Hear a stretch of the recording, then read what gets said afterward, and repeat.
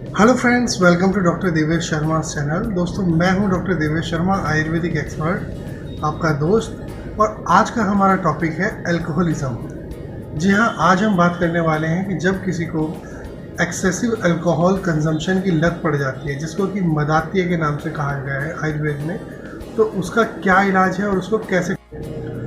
दोस्तों, आयुर्वेद में एक वर्णन मिलता है समयोग, अतियोग और हीन योग। किसी भी आहार का, किसी भी द्रव्य का, किसी भी औषध का और किसी भी नारकोटिक्स यानी कि नशे वाली वस्तु का हीन मात्रा में, अति मात्रा में और सम मात्रा में उपयोग। तो मैं आपको बताना चाहूँगा कि अति मात्रा का उपयोग हर जगह वर्जित है, लेकिन सम मात्रा का उपयोग कहीं भी वर्जित नहीं है।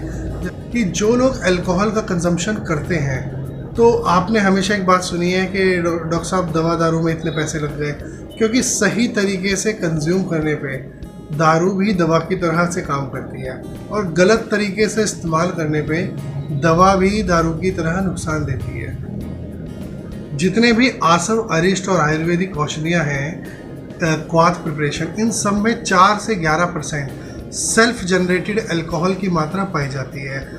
ज़्यादातर आसव, अरिष्ट जैसे कि द्राक्षासव, जैसे कि पंचारिष्ट या नॉर्मल अल्कोहल भी अगर हल्की मात्रा में खाना खाने के साथ आप लेते हैं, तो ये स्टमक के फंडस रीजन में को एक्साइट करके, स्टिमुलेट करके प्रचुर मात्रा में गैस्ट्रिक जूसेस का सिक्रीशन करता है, जिससे कि आपका डाइजेशन इम्प्रूव होता है और ये ब्लड फ्लो को बढ़ाता है, वेसल्स को डायलेट करता है, स्पेशली स्किन और ऑर्गन्स के लिए। तो इसको जनरल स्टिमुलेंट भी आप कह सकते हैं और एक जनरल माइल्ड टॉनिक के रूप में भी आप इसको कह सकते हैं। दूसरा दोस्तों, अल्कोहलिज्म के 4 स्टेजेस हैं। स्टेज 1 जिसको आप बोलते हैं stage of self confidence, stage of relaxation या स्टेज ऑफ रिफ्रेशमेंट। जब आप 1 आउंस की मात्रा तक अल्कोहल का सेवन करते हैं, तो इसे आप बोलते हैं stage of relaxation, stage of refreshment, stage of self confidence. इसमें आपके फीलिंग्स एलिवेटेड होती हैं, आपका इंटेलेक्ट रेज्ड हो जाता है, क्लियर हो जाता है और आपका सेल्फ कॉन्फिडेंस बढ़ जाता है। ये इतनी मात्रा में एपेटाइट स्टिमुलेंट है।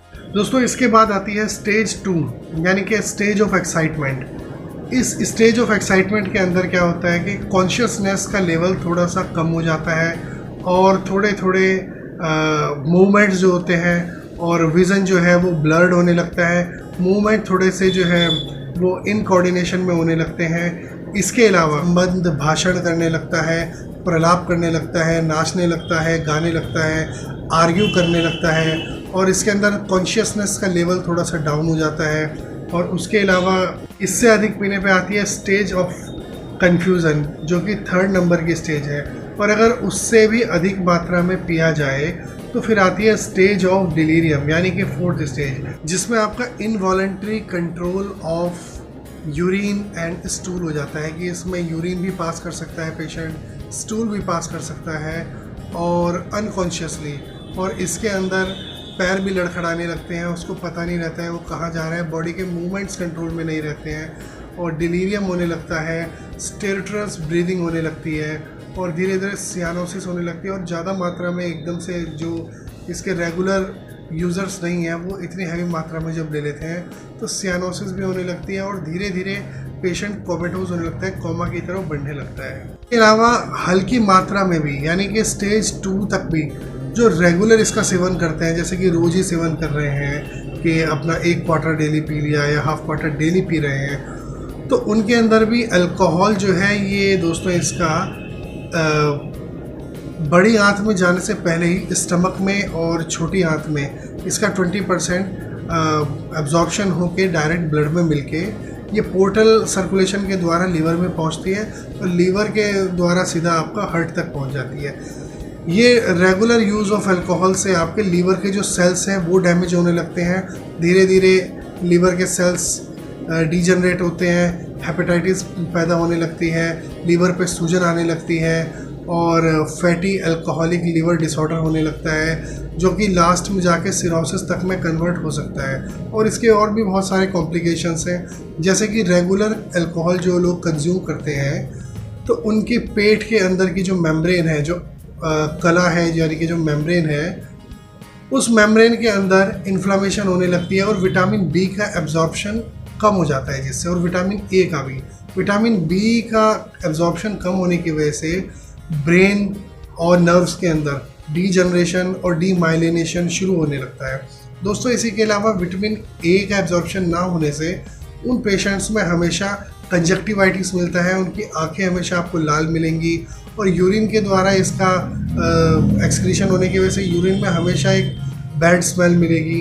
अल्कोहल कंजप्शन यानी मदात्य का ना केवल आपके शरीर पे लेकिन आपके दिल पे और आपके मस्तिष्क पे भी प्रभाव डालता है, और हैवी अल्कोहल ड्रिंकिंग के कॉम्प्लिकेशंस भी कुछ होते हैं, जैसे कि hypoglycaemia, hypothyroidism, mile nutrition, food allergies, Candida overgrowth, stress, hormonal disbalance, और इसके अलावा हाइपर इंसुलिनेमिया। तो दोस्तों इन सब से बचने के ट्रीटमेंट के लिए दोस्तों एलोपैथ में लिमिटेड मेडिसिन इसके लिए आती हैं, जैसे नेल्ट्रेक्सोन जो रिड्यूस करता है हैवी ड्रिंकिंग, एकाम्प्रोसेट जो कि मेंटेन करता है एब्सटिनेंस को, डाइसल्फिराम जो ब्रेक डाउन करता है ब्लॉक्स ऑफ अल्कोहल। लेकिन इसके बहुत सारे एडवर्स इफेक्ट देखे गए हैं, जैसे कि flushing of face, nausea etcetera, और वारेनिक्लीन जैसे कि चैम्पिक्स या चेंटिक्स के नाम से आती है। इससे दोस्तों अल्कोहल की क्रेविंग्स कम हो जाती हैं। और टॉपिरामेड वैसे तो ये एंटी एपिलेप्टिक मेडिसिन है, लेकिन ये भी एब्सटिनेंस इंक्रीज़ करती है, मूड और स्लीप को एलिविएट करती है। और विटामिन B1 का आप सेवन कर सकते हैं 100 mg डेली, क्यों? Because it is used in breaking down alcohol, sugar and carbohydrates. Vitamin B3 500 mg आप सुबह शाम ले सकते हैं। विटामिन C ले सकते हैं आप इसमें डेली। इसके अलावा दोस्तों सिलीमरीन जो कि liver protective, hepato protective drug है, और नॉर एसिटाइल सिस्टाइन ये 1 ग्राम आप डेली ले सकते हैं। ये एंटी अल्कोहल और एंटी कोकेन ड्रग इसको कहा जाता है दोस्तों। जैसा कि आप मुख्य चीज़ इसमें जानते हैं कि इसमें बहुमूल्य जड़ी बूटियाँ शंखपुष्पी, ब्राह्मी, टोटलाक्वाथ, भृंगराज, अश्वगंधा, पुनर्नवा, गिलोय, इन सबको आप समान मात्रा में मिला के इन सब के चूर्ण को 1 चम्मच सुबह शाम यानी 5 ग्राम सुबह शाम इसका सेवन कर सकते हैं। और पुनर्नवा आसव और रोहितक आसव इनका आप सेवन 2-2 चम्मच सुबह शाम कर सकते हैं। इसके अलावा दोस्तों आयुर्वेदिक संहिताओं में वर्णित ऐलादी मोदक, महाकल्याणवटी और श्रीखंड आसव इनका भी आप उपयोग कर सकते हैं। और हमारे सेंटर्स पे उपलब्ध ये एंटी अल्कोहल किट का भी आप सेवन कर सकते हैं। तो मानसिक रोगों के लिए आयुर्वेद में आसव, अरिष्ट, सिधु, सुरा, अल्कोहल इन सब का वर्णन किया गया है। लेकिन अगर आप मानसिक रोग के अलावा या टेंशन, डिप्रेशन इनके अलावा अगर आप इसका इस्तेमाल करते हैं केवल शौक़ के लिए या मज़े के लिए, तो ये ध्यान रखिए कि ये मज़ा आपको बहुत महंगा पड़ने वाला है।